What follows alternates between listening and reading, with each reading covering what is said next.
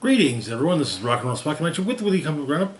We've made it through this week's Batman-related books. Now, well, mostly. Now it's time to move on to this week's Absolute Power books. Kicking things off, we've got Absolute Power number 2. Amanda Waller has won, and the DC heroes are on the back foot, and they're all laying low at the Fortress of Solitude. Those who have not been captured, though, by Waller and her forces.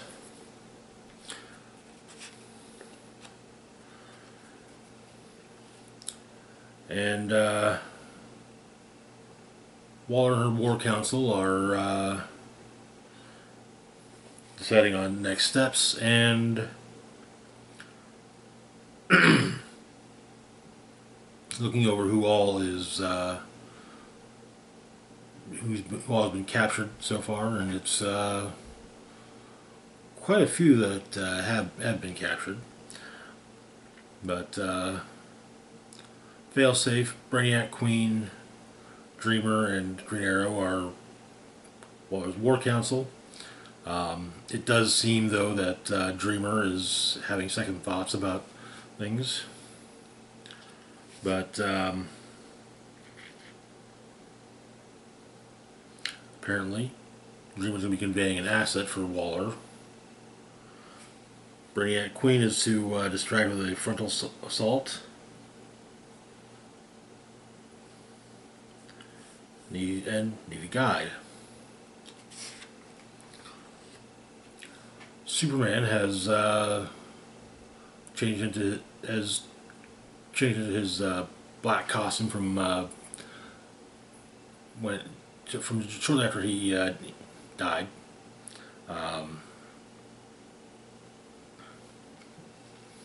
And is eager to save his son Connor, who has been captured by Waller's forces. And everyone is arguing over who's in charge, basically. So Nightwing calls for his attention.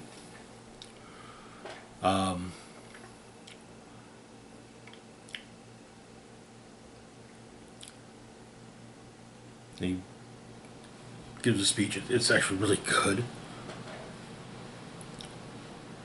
For those of you who may not know, my name is Nightwing, and these are the Titans. We're going to get through this because we know something Amanda Waller doesn't, what we're capable of. She thinks we'll fold without super strength or heat vision or power rings. Please, we couldn't if we wanted to. Villains always believe their motives are universal. The only one Waller understands is her lust for authority and domination. She will never hear the call of selflessness. She will never recognize the will and the commitment of each and every one of us to protect the helpless, to fight against injustice and tyranny, regardless of the odds. And that will be her downfall.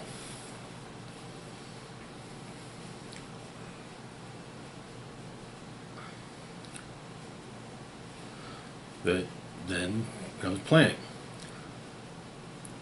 The plan is running under the radar, which means breaking into small teams. Most of the Titans are still powered for now, so that they'll run defense. Batman's tasked with getting the mother box that apparently Waller has. Superman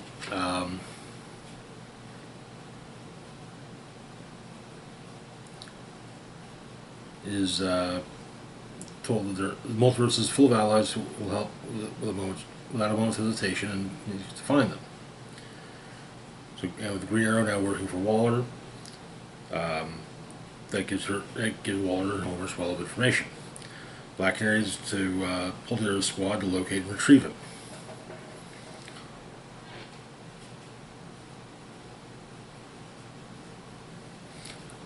Wonder Woman is tasked with getting information where Waller's holding her prisoners, and Nightwing wants them free. Damian volunteers because he loves breaking into places. And Superman states that they're going to use the fortress as base of operations because it's impregnable. Has an armory of weapons confiscated over the years, and Superman insists that they take advantage of what they can find. It also has a secret emergency weapon if absolutely necessary. And then the League puts on their tactical suits. But and a Replicator is working with the rest of the heroes to get them additional gear.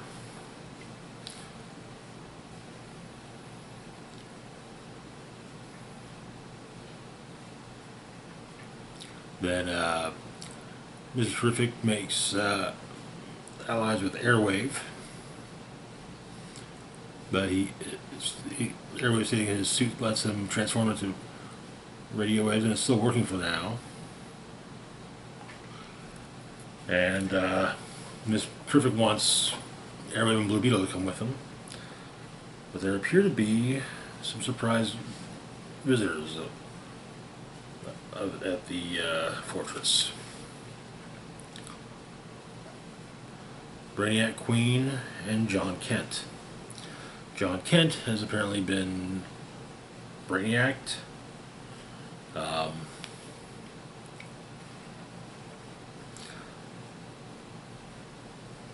And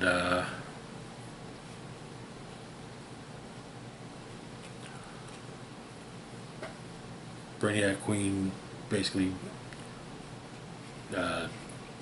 captures some of the others.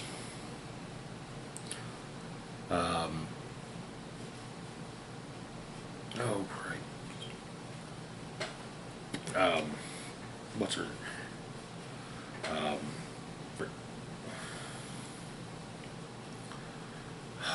Christ. Can't remember the name. The more recently created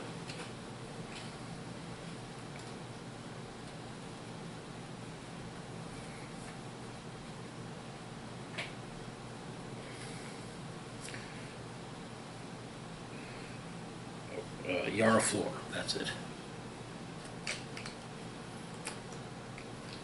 Yara Flor gets kidnapped by Dreamer. Plastic Man has his powers shut off, and meaning that his bones can break.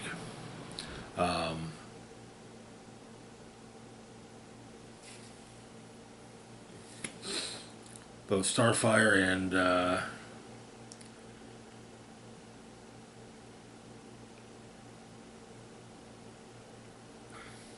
Donna Troy are taken down by Amazo. Though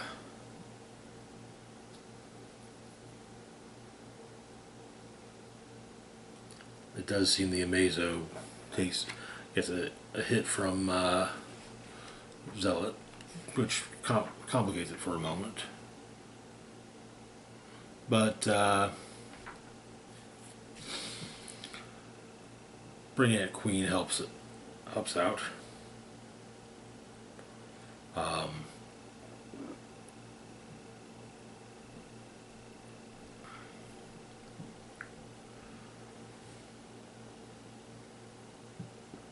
Terrific Beetle and Airwave are trying to improvise to figure something out. To stop John from taking down Superman.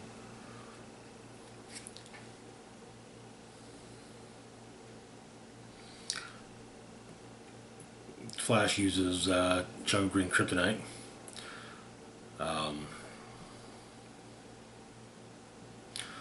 Batman deploys ultrasonics against the failsafe. and Blue Beetle and Mr. Terrific take the Phantom Zone projector and try to rework it.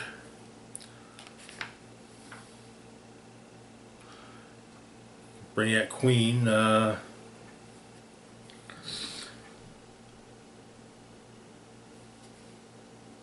is eyeing Kandor when the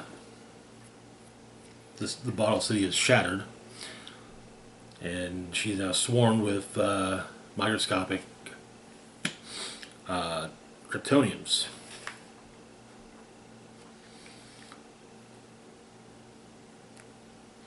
But the fortress has its self-destruct activated.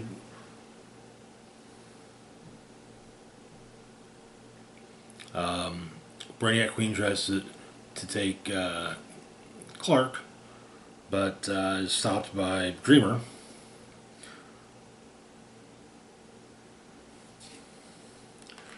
Who basically tells Waller where she can stick it. But it seems that the Brainiac programming is failing from John Kent. But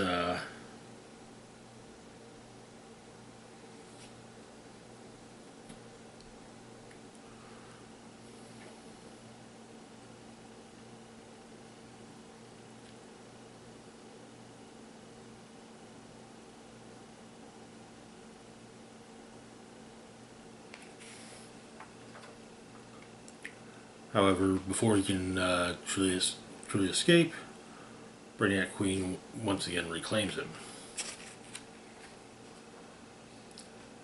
And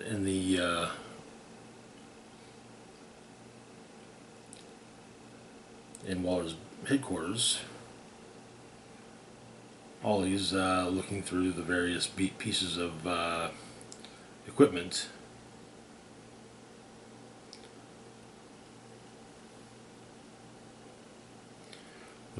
Does the archives and finds what appears to be an hourglass.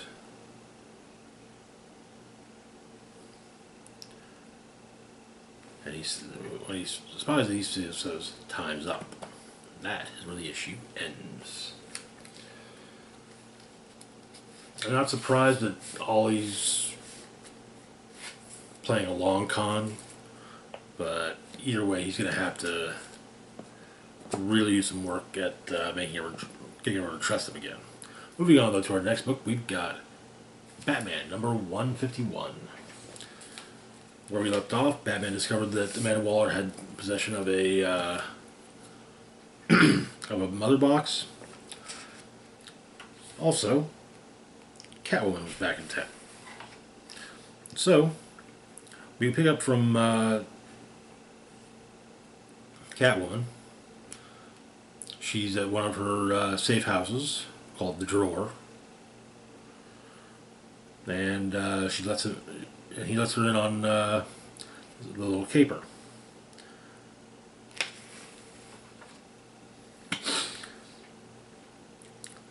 And so Bruce and Selina will appear as the CEO of Sentry Globe, private military contractor, and his assistant. Mr. Blackwell of Sentry Globe meets with the general at the base, while Selina takes out the general's assistant and puts on his uniform. But Catwoman runs in the Suicide Squad, as does Batman, taking down Deadeye, Black Alice, and Clock King. But there's still a heavy hitter to deal with: Bizarro. Batman tries to use Bizarro's backwards logic against him, but Catwoman says that She's found something. It's not a mother box. It's a boom tube. So the box is elsewhere. Bat and Cat go through the mother box or through the boom tube into a tomb. Seems to be Waller's family tomb, which makes Batman think they're in Chicago. They're not. So he realizes they're on Zarnia, and Gunsmith, one of Waller's lackeys, doing is running security for the Waller tomb. The building blows up, and the Suicide Squad comes through the boom tube, and that's where our primary story ends. We've got a B story with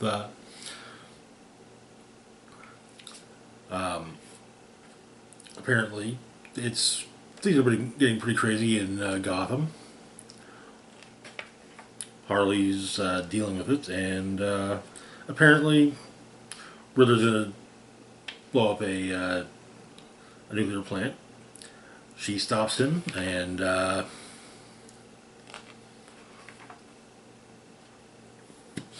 Ivy said later. Ivy says that she's proud of Harley for stopping the nuclear meltdown, and that she's not brawling in the street with all the others. But Harley does say, about that, but I just want to know.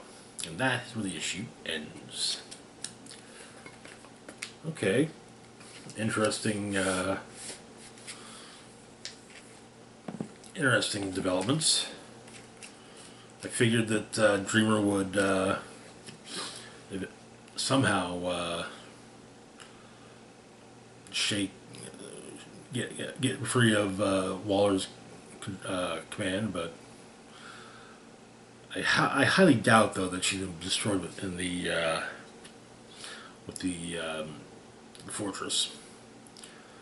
But anyways, that's going to do it for now. As always, feel free to like, share, and subscribe. Links to my Facebook, Twitter, Blue Sky, Instagram, Mastodon, Patreon, PayPal account in the description box down below. This is Rock and Roll Spock signing off saying, live long and rock hard.